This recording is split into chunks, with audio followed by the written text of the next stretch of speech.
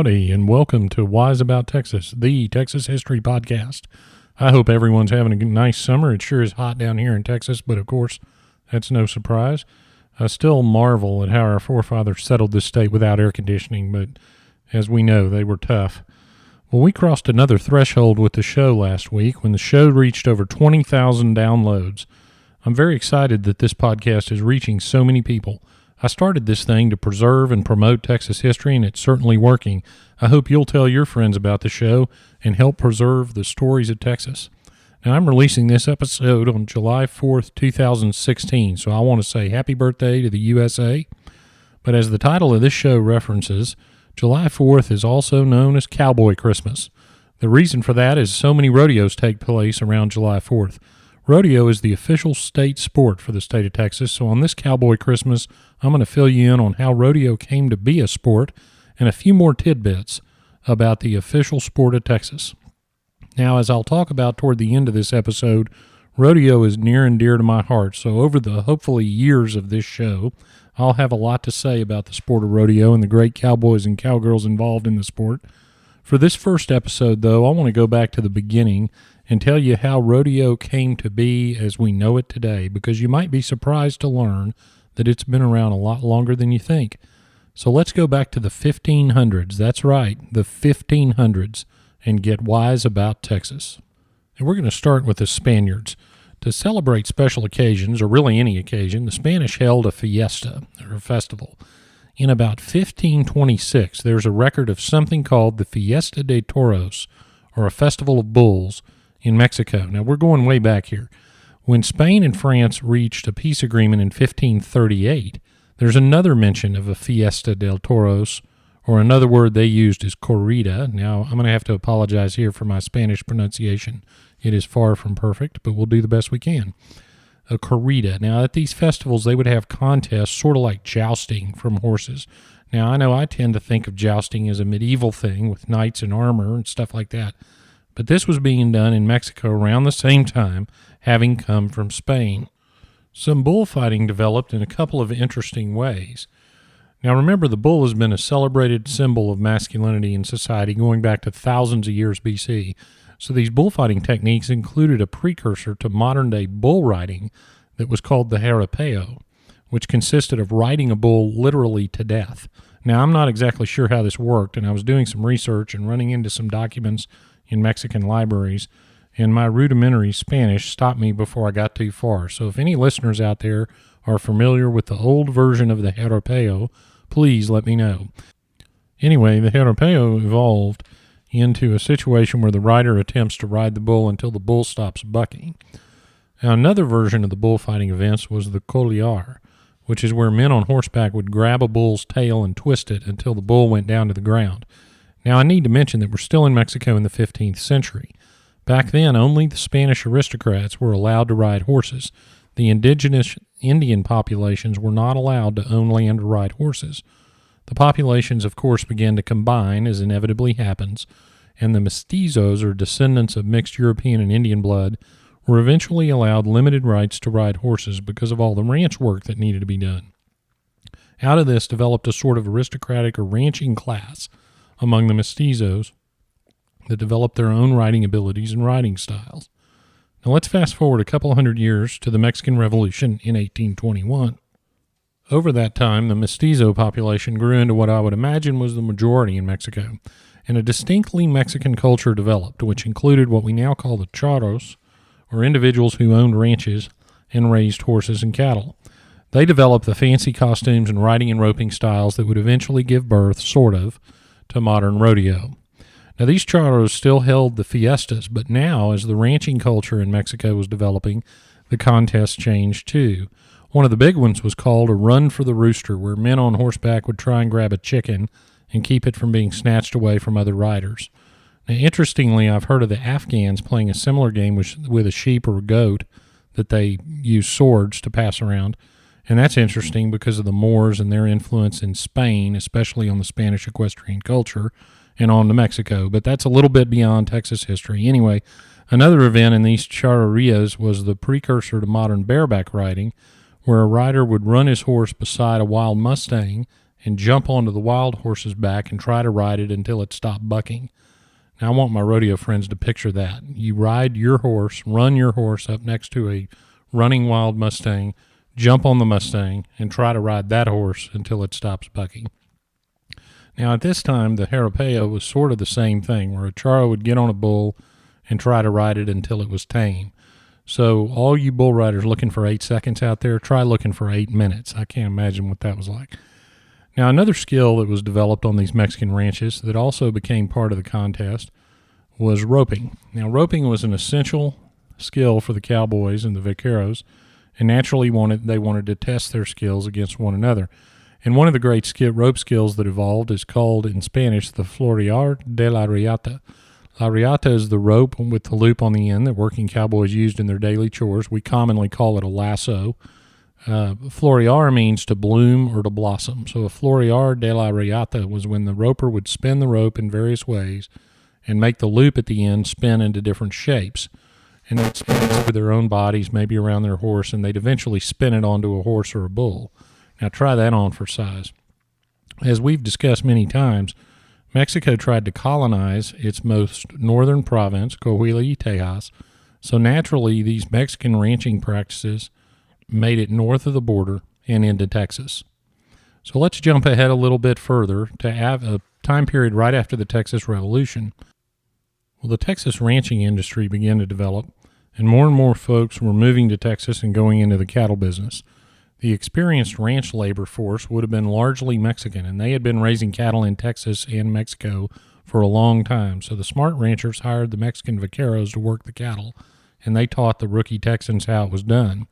When the Anglo culture began to adopt the Mexican culture, they incorporated many of the words, techniques, and much of the equipment into the Texas ranching industry. Now, I'll do an episode on the Texas ranch culture in the future, but I want to mention one event that no doubt went a long way to import the Charro culture to Texas. In 1853, a steamboat captain named Richard King founded a ranch just south of Corpus Christi that you've no doubt heard of, King Ranch. And to staff his ranch, he went to the Mexican village of Cruillas and convinced the entire village to move onto his ranch. So he relocated an entire Mexican village onto his ranch to provide the supervision and labor necessary to run the ranch. So with the import of the Charro culture and the incorporation into the new Texan ranches, of course, man's never-ending need to compete came right along with it. Now, the competitions in those days were largely demonstrations of the skills actually needed in day-to-day ranch life. Riding and fighting were among those most important skills, and in the early days of the Republic, there were no better riders and fighters than the Comanche Indians. There were two significant times that Texas had what might fairly be called Comanche rodeos. Now, recall that the Comanches were among the most savage fighters ever. Texans living in Comanche areas were subject to kidnapping, torture, and brutal deaths. But there was also a consistent effort on the part of the Texans to make the frontier safe by trying to negotiate peace. And a couple of times there were some significant planned-out negotiations with the Comanches attempting to reach a peace accord. And at these events, a rodeo might break out. Now, the first I want to tell you about was a little smaller. It was in San Antonio in March of 1840. Now, this event in San Antonio was more famous for what happened at the end. But before the end, we had a rodeo. The Comanche chiefs, almost all of them, agreed to come to San Antonio and return the captives that they had taken and negotiate a peace agreement. So they rode into town, and that must have been quite a sight because they were all in their war paint, etc. The meeting took place in what was called the Council House on San Antonio's main plaza. But outside the meeting, there was sort of a rodeo. So there were about 65 Comanches that came in for the negotiations, and they included not only the chiefs and the warriors, but also some women and children.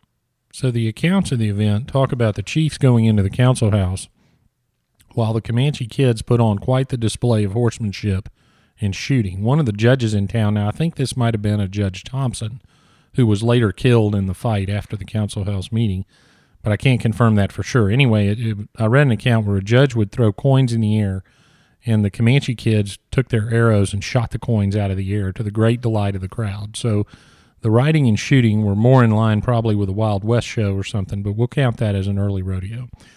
Now, the end of that story, of course, is sad because instead of bringing in all their captives, the Comanches brought in one at a time thinking they'd get a better bargain, and this turned into a huge fight in the council house and a running battle through the streets of San Antonio where basically all the Comanches were either killed or captured, and it was known as the council house fight. Don't worry, I'm already working on that episode. So, now, another rodeo involving the Comanches, and this one was a little bit more organized, occurred in 1843, and it was organized by none other than Texas Ranger Captain Jack Hayes, who was one of the most accomplished rangers and Indian fighters in the history of the country.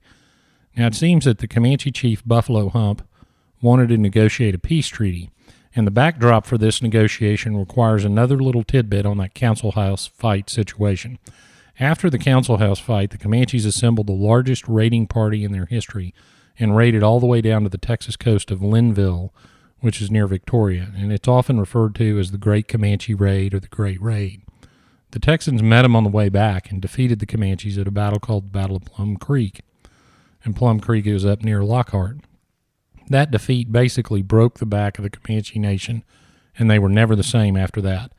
The Battle of Plum Creek occurred in August of 1840, and Buffalo Hump was there. He had led the Great Raid. Well, over the 1843 and 1844 time period, Sam Houston and the Texans were negotiating with many, but not all of, the Comanche bands for peace treaties, and these talks ended up with a signed peace treaty in late 1844 called the Tehuacana Councils or the Tehuacana Treaty. And it helped, of course, in 1844 that Jack Hayes and his Rangers used the newly invented Colt revolving pistol in a battle called the Battle of Pinta Trail, and that's what the Rangers called it, the Battle of Pinta Trail. It's also known as the Battle of Walker Creek. In any event, in 1843, while negotiations were continuing off and on, Jack Hayes decided it would be a good idea to find a little common ground with the Comanches, so he organized a series of contests. Now, these contests occurred on San Pedro Creek at San Pedro Springs, just west of San Antonio. It's described in one account as a half-mile west of the plaza, and a group of Comanche warriors, a group of some Mexican rancheros, and some of Hayes's Rangers met together in what can fairly be called the first rodeo in Texas. There was a target shooting competition, there was wild horse riding competitions, and a good time was had by all. By the way, the first place winner was a ranger named John McMullen, and the second place winner was a Comanche named Long Quirt. The prizes included pistols and other valuable items. And while the rodeo didn't end the Indian Wars, it was a lot better and less brutal way to settle things. I can say that. So I'm going to call this 1843 event the first rodeo in Texas. Now, the patrons of this show will receive a bonus episode describing in detail that rodeo that Hayes organized, and I'll tell you how to become a patron at the end of this episode. Now, as time marched on, the mystique of the American cowboy took hold in the eastern United States. Almost immediately, the romance of the open range and the cowboy life captured the imagination of everyone in the East. People were fascinated by the life of the cowboy, and they were especially fascinated if they never had to do it themselves and had no idea how hard and dangerous it really was. Well, this fascination with the West led to the development of what we now call the Wild West Show, and one promoter, W.F. Cody, you've heard of him as Buffalo Bill Cody, put on the biggest and the best Wild West show at the time. Cody had been a scout and a frontiersman, and beginning in the 1870s, he'd put on exhibitions featuring Indians doing traditional Indian dances, trick roping displays, and mock battles, simulating what he alleged were the frontier battles. One year in 1882, on the 4th of July, he put on a huge show in North Platte, Nebraska, which featured staged buffalo hunts, Indian attacks on stagecoaches, and a rodeo. Cowboys competed in roping and riding and shooting contests, and as time went along, these cowboy contests became an integral part of the Wild West show. Now, something to keep in mind about these shows as they became popular is that, much like today, the shows provided the only exposure to cowboys and ranch life that most of the spectators would ever get. And the people started to expect that all cowboys should be like the ones in the show or in the rodeo. They should all be superstar riders and ropers. Of course, the show wasn't going to feature the long, dusty days on the trail or the long nights spent watching over a herd or any of the myriad hazards of day-to-day ranch work. But the shows were kept growing in popularity, and bringing the West to the people. Now, here's an interesting fact. In Texas, the Tejanos, the people of Mexican descent living in Texas, were quick to adopt the 4th of July as a holiday in Texas. The 4th was celebrated as one of the most important holidays on the calendar, as I certainly agree it should be. And Texas independence, of course, mirrored U.S. independence very closely because the Texans in 1836 were fighting for the same Federalist ideals that drove the founding fathers of the United States. Well, the 4th of July was a big fiesta day. The Wild West shows were evolving into more professional cowboy contests right along with it.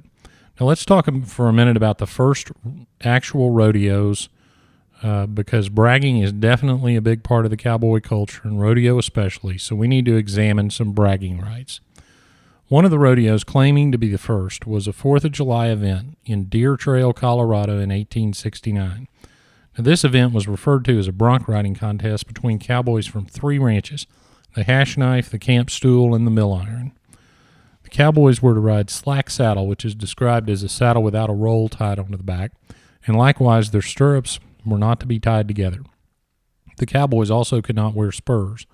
Now, one of the interesting aspects of this event in my mind is that it was held using outlaw horses from the 3 ranches.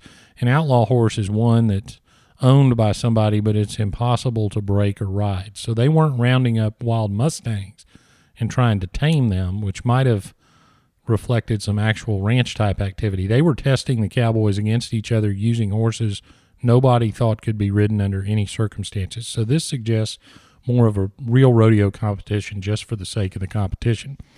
Anyway, one of the account of the event talks about a cowboy named William Goff who jumped on the back of an outlaw bay horse that started spinning wildly. Goff reportedly rode him until he quit spinning and ran him back toward the crowd, shouting for his spurs. Well, he got his spurs on and rode the pony down until he gave up and just quit trying to throw him at all. Now, the winner of this rodeo was actually an Englishman. Yes, you heard that right. The winner of one of the first rodeos held on the 4th of July, celebrating the separation of the United States from England, was an Englishman. And his name was Emilny Gardenshire. So not only was he an Englishman, but that is about the most Englishman name I've ever heard. Anyway, Gardenshire worked for the Hash Knife Ranch, and he drew a horse called Montana Blizzard. What won him the contest was Mr. Gardenshire, I'm sure he pronounced it Gardenshire, rode old Blizzard with no hands.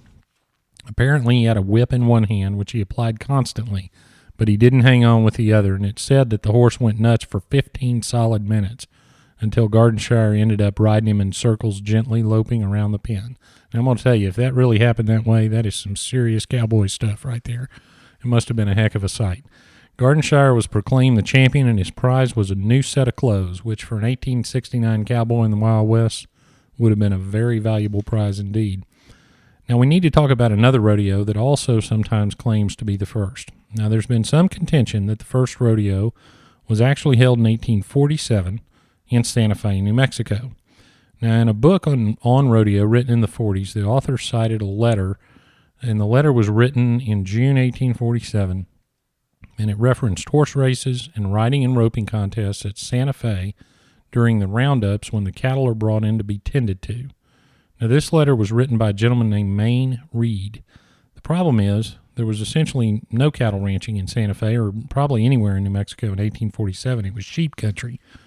There's no other discussions in contemporaneous in 1847 about cattle being rounded up in Santa Fe. Also, Maine Reed was a member of the New York Volunteers in late 1846. This unit was under the command of General Winfield Scott in the Mexican War. Maine Reed was a writer and served part-time as a war correspondent in the Mexican War, and he wrote about the Battle of Veracruz, which occurred in March of 1847. And that Army unit also fought in April, and they were in Puebla until August, and then moved on to Mexico City and fought several more battles in 1847. And Reed was actually wounded in September 1847 and received a citation for bravery. The point of all this is to say that Reed could not have been in Santa Fe, New Mexico in June 1847 to witness any sort of rodeo. He was in the state of Veracruz, but he could have been in Santa Fe, Old Mexico. You see, there's a Santa Fe, Mexico that is located in the state of Veracruz, and cattle ranching has been going on in that area going back to colonial Mexico. So I'd say Reed probably did see a charreria in old Mexico, and for whatever reason, writers through the years just assumed he meant Santa Fe, New Mexico. Well, it pays to do your homework. Two of the earliest rodeos that still argue over who was the first are the Pecos, Texas rodeo, called the West of the Pecos Rodeo, and the Prescott, Arizona rodeo, called Prescott Frontier Days. The story of the Prescott rodeo goes back to, of course, July the 4th, and the year was 1888. A group of businessmen organized what they called a cowboy tournament and offered prizes for the winners. The Prescott rodeo has continued uninterrupted since 1888. By the way, I did extensive research, including a long-distance phone call, and I can tell you it's pronounced Prescott, not Prescott. Don't go to Arizona and say Prescott. The Prescott rodeo calls itself the world's oldest rodeo. Now, the Pecos rodeo began also on, of course, July the 4th, but the year was 1883. Apparently, some guys were hanging out in Red Newell's Saloon in Pecos and decided to have a steer roping and bronc riding competition. Some ranchers put up the prize money and the rodeo was held. So Pecos bills itself as the world's first rodeo. So I'd say we have a tenuous compromise with Pecos and Prescott, but by all accounts, Pecos was the first. Now, in the 80s, both rodeos got crossways with the makers of the board game Trivial Pursuit. The game makers had Prescott as the place where rodeos started. Pecos threatened to sue if they didn't change it. Prescott threatened to sue if it was changed. Well, Trivial Pursuit didn't change it. Well, I'm going to say right now, the Prescott rodeo is a great rodeo, but this is Wise About Texas, and I'm biased. So Pecos, Texas is the world's first rodeo. Maybe we should organize a Wise About Texas road trip to both events, and we can argue about it over some cold beer while watching some great rodeo. Now, in 1917, another great event happened, and that was the Fort Worth, Texas rodeo moved a rodeo inside with the first indoor rodeo. Now, that certainly made it more fun for fans of air conditioning, like me, and the competition conditions were also improved since you didn't have to worry about rain or snow. So thanks for that, Fort Worth. Now, rodeo has come a long way since those early days. The first associations emerged in the early 1900s, but they were made up of the rodeo promoters, not the cowboys. In 1936, there were two big rodeos going on at the same time, one in Boston Garden and one in Chicago. Remember, these were extensions of the Wild West shows, and the folks up north and in the east loved the cowboy life. So these were two big rodeos in 1936. One of the cowboys in Boston, Hugh Bennett, figured out that the total prize money that they were competing for was less than the entry fees that were totaled up. So he organized a strike of the cowboys in Boston. He telegraphed Chicago to tell the cowboys over there what was going on. And cowboys in both cities let the promoters know that they wouldn't work unless they got a better deal. Well, it worked, and the cowboys formed a new association to represent themselves called the Cowboys Turtle Association. They picked that name because they were slow as turtles to organize. That association changed its name to the Rodeo Cowboys Association in the 40s and changed the name again to the Professional Rodeo Cowboys Association, or PRCA, in the 70s. Now, today, the PRCA still sanctions rodeos all across the country. Now, there have been other ancillary associations that have sprung up around the sport of rodeo. The Professional Bull Riders, or the PBR, started in 1992 and highlights the sport of bull riding. And there's also an organization called the Cowboy Bull Riders, or CBR. And recently, in the spirit of those cowboys in the 30s, a new rodeo association has been formed called the Elite Rodeos Association, or the ERA. The ERA was formed by some champion caliber cowboys to provide a 15 rodeo series that culminates in a championship at the end of the year. Now, much like the old days, this led to a dispute with the PRCA, which led to a lawsuit, which was eventually dropped. The cowboys have always had an independent spirit since the beginning of ranch culture and the Western lifestyle. And that spirit leads to conflict from time to time, but hopefully rodeo will continue to thrive, and I'll tell you, the championship-level competitors are really fun to watch. Well, you can't fairly say rodeo is just a Texas sport, but it certainly started here in 1883, and maybe, if you count the Comanche rodeo, earlier in 1843. Certainly indoor rodeo started here, so we're claiming most of the sport for Texas. We've got the largest indoor rodeo in the world right here in Houston in March, and Texas has certainly had more than its share of great rodeo champions. I want to do episodes on many of these folks in coming years, but I'll go ahead and just mention a few since we're talking about it. Don Gay from Mesquite, Texas, won 8 bull riding world titles. He's the son of a rodeo stock contractor, Neil Gay, and he began riding bulls at 6 years old. And he is a color commentator now for rodeos on television. He was named a Legend of Pro Rodeo in 2013 by the Pro Rodeo Hall of Fame. And while we're on bull riders, another great bull rider is Tuff Hedeman. Tuff was born in El Paso and has been to the national finals about 12 times. I know he's got 3 world titles. And he's the one that founded and heads up Champion Bull Riding, the CBR Association. And they put on about 70 bull riding events a year in a series and a championship. So he remains very active in the sport. I just ran into him at the recent Lonesome Dove reunion in Fort Worth, and it was good to catch up. And Texas seems to have more than its share of great calf ropers, too. One, Joe Beaver, grew up in Victoria, Texas, and started roping at age 5. He won the world championship in calf roping his rookie year in professional rodeo, which was 1985. He was only 20 years old. And he was also, of course, as you might expect, Rookie of the Year that year. He went on to win 4 more calf roping world championships and 3 all-around cowboy world championships. And he's been to the national finals 19 times. And nowadays he's one of the featured color commentators on the national finals, and I must say does a phenomenal job. Another great calf roping champion is Fred Whitfield from Houston. Fred's qualified for the national finals rodeo 20 times, and it still holds the record for the fastest time on 10 head of calves. That national finals has 10 rounds, and he was the fastest on all of them. He's won 8 world championships. He's probably won every major rodeo in the country. And he also has the distinction of being the first African-American cowboy to win the all-around cowboy title, which he did in 1999. Fred Whitfield's a great champion, very popular. It's not all guys, though. Texas has some great female rodeo champions, too. J.J. Hampton from Stephenville, Texas, has won a whopping 17 world roping titles from the Women's Professional Rodeo Association. And that's especially impressive when you consider she's a real estate agent full-time. She is a very tough competitor and a part of a great rodeo family. Another great Texas cowgirl was Wanda Bush, and Wanda unfortunately passed away last year. She was from Mason, Texas, and she counted up 32 world titles across various events, and she went on to become a very well-respected horse trainer. Well, I hope I've provided a little introduction to rodeo history for you and the Texas angle, which is certainly significant. There are hopefully going to be many more episodes of Wise About Texas, and we'll get more specific about some of the rodeos and some of the great cowboys and cowgirls. But for now, I hope you got a good background of how rodeo evolved into the sport and into the state sport of Texas. Now, at this point, I want to throw a little personal twist on this episode. You see, I used to rodeo myself. I learned to rope at what I think was Joe Beaver's first roping school. So, Joe, if you hear this, let me know if that's true, right after you won your first world title. And I got the chance to not only learn the calf rope from Joe, but also his late father, Walter Beaver, who was a great teacher.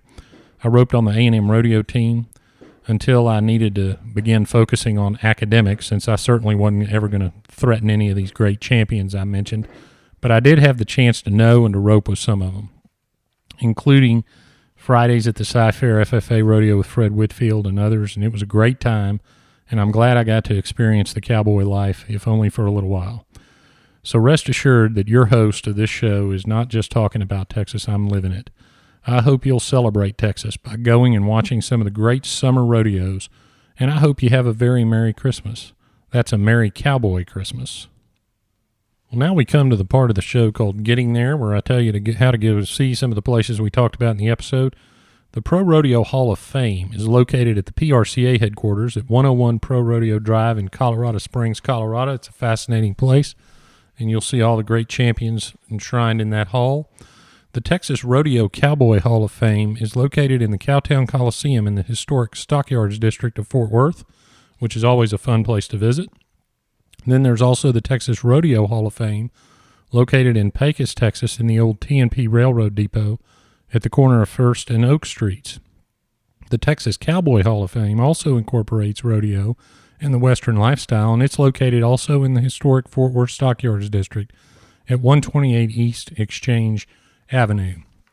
And of course, all over Texas, especially around July 4th, we have many great rodeos, so go check it out. Well, that wraps up this episode of Wise About Texas. I hope you'll like the show's Facebook page and hit the share button if you think about it. Follow the show on Twitter and Instagram at WiseAboutTexas. The show also has a Patreon page at patreon.com/wiseabouttexas. Current patrons of Wise About Texas are going to get a detailed bonus episode on that first Comanche rodeo in 1843, and it's pretty interesting. So join up at patreon.com/wiseabouttexas, and we sure appreciate it. Hope your summer goes very well, and tell your friends to check out Wise About Texas to keep you company on those long summer road trips. So until next time, God bless Texas, and we'll see you down the road.